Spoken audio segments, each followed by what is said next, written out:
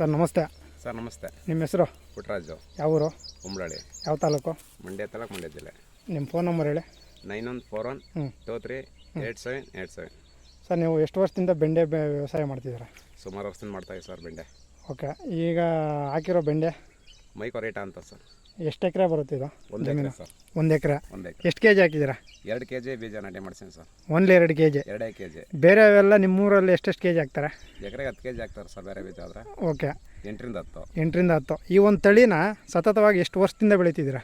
ನಾನು ಹೋದ ವರ್ಷನೂ ಬೆಳೆದೆ, ಈಗ ಈ ವರ್ಷನೂ ಅದೇ ತಳಿ ಹಾಕಿ ಬೆಳೀತಾ. ಸರ್ ಏನಕ್ಕೆ ಬೆಳೀತಿದ್ದೀರಿ ಈ ಒಂದು ತಳಿನ? ಈ ತಳಿ ಚೆನ್ನಾಗೈತಲ್ಲ ಸರ್, ಇಳುವರಿ ಓಕೆ, ಚೆನ್ನಾಗಿ ಹೊಡಿತಾ ಇದೆ ಕೌಡು. ಹೋದಪ್ಪ ನಾನು 2 ಅಡಿ ಪಟ್ಟ ಹೊಡ್ಬಿಟ್ಟು ಗಿಡದೊಳಗೆ ನುಗ್ಗೈತಲ್ಲ ಔಷಧಿ ಹೊಡಿಕೆ, ಕೈ ಕುಯ್ಕೆಲ್ಲ ಹಿಂಸೆ ಆಯ್ತಿತ್ತು. ಅದಕ್ಕೆ ಈಗ 3 ಅಡಿ ಕುಪಾರಲ್ಲಿ ಹೊಡೆದೆ, ಒಂದೊಂದು ಬೀಜ ನಡೆಸೀನಿ 2 kg. ಬರೀ ಒಂದೊಂದು ಬೀಜ?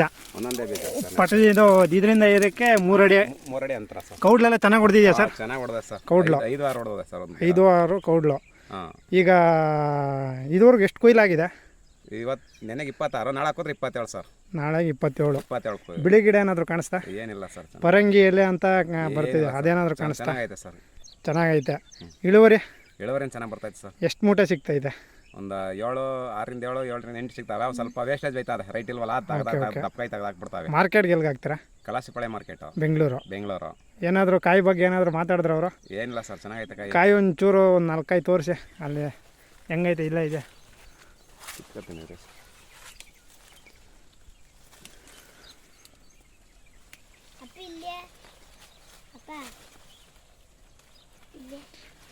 ಬೇರೆ ರೈತರಿಗೆ ಏನು ಹೇಳಲಿಕ್ಕೆ ಇಷ್ಟಪಡ್ತೀರಾ ಸರ್?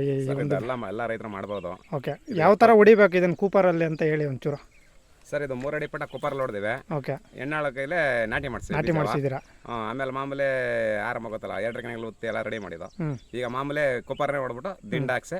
ಈಗ ಮಾಮೂಲಿ ಎಲ್ಲೂ ಬಿಳಿ ಗಿಡ ಕಾಣಿಸ್ಲಿಲ್ಲ, ಪರಂಗಿ ಎಲೆ ಇಲ್ಲ, ಏನಿಲ್ಲ ಸರ್. ಚೆನ್ನಾಗಿ ಕ್ವಾಲಿಟಿ ಬರ್ತಿದೆ, ಇಳುವರಿ ಸಿಗ್ತಾ ಇದೆ, ಚೆನ್ನಾಗಿ ಕೌಡ್ ಹೊಡೆದೈತೆ. ಕೌಡ್ ಅಂತ ಬೇಜ ನೋಡ್ಬಿಡ ಸರ್. 3 ಅಡಿ ಪಟ್ಟ ಕೌನ್ಸ್ಕೊಂಡ್ಬಿಡೈತೆ ಸರ್, ನೋಡಿ ನೀವೇ. ಅದೇ ಧನ್ಯವಾದಗಳು ಸರ್. ಧನ್ಯವಾದ.